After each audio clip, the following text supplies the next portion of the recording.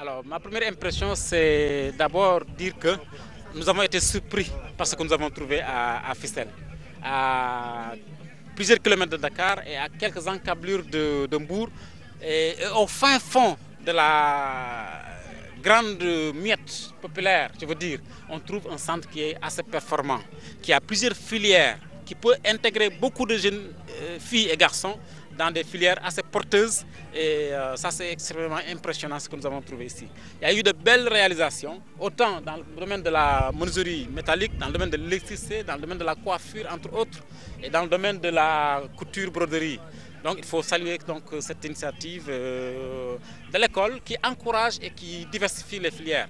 Il y a une filière naissante qui va naître et qu'il faut fortement encourager. On sait qu'aujourd'hui, le bâtiment attrait beaucoup plus que tous les autres secteurs. Donc il est nécessaire que face à des périls que nous vivons chaque jour, que les gens, ceux qui sont appelés à construire des édifices qui vont recevoir du monde, qui soient bien formés, qui soient bien outillés pour faire cela. C'est une filière qui va ouvrir prochainement. Il faut encourager les populations à s'inscrire massivement. Je disais tantôt qu'on est à quelques encablures de Mbour, ce n'est pas gratuit.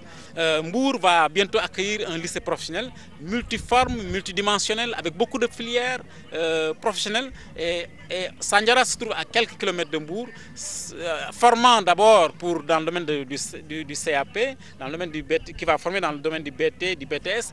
Et il ne faut pas exclure que c'est une chaîne de valeur qui pourrait aboutir jusqu'au cycle d'ingénierat. Et ça, il faut vraiment saluer cette initiative, cet embryon d'ingénieurs. Parce que je ne dis pas que ce n'est pas seulement des CAP qu'on va trouver ici, mais je me dis que c'est des embryons d'ingénieurs qu'on va trouver plus tard dans la vie active de notre pays. Ils vont certainement être certifiés aujourd'hui, mais il faut se dire que d'ici quelques années, ils pourraient devenir des ingénieurs dans le domaine respectif. Voilà. En fait, pas particulièrement des zones rurales.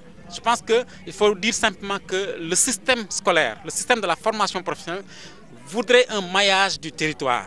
Autrement dit, c'est de la zone rurale jusqu'à la zone urbaine, du CAP jusqu'au cycle d'ingénierat. Donc, si nous parvenons à avoir un bon maillage du territoire, chaque jeune, aussi reculé qu'il soit, pourrait être intéressé par notre politique sectorielle.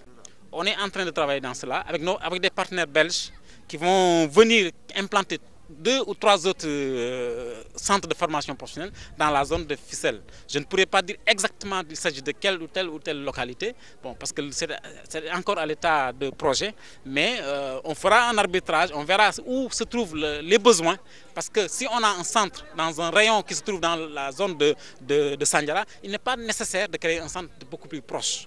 Il y a l'ULCSN qui demande, il y a d'autres centres qui demandent. Il faudrait peut-être qu'on parvienne à utiliser géographiquement l'espace, à faire une bonne rationalisation des implantations pour que tous, aussi loin qu'ils puissent être, puissent bénéficier de ces centres-là.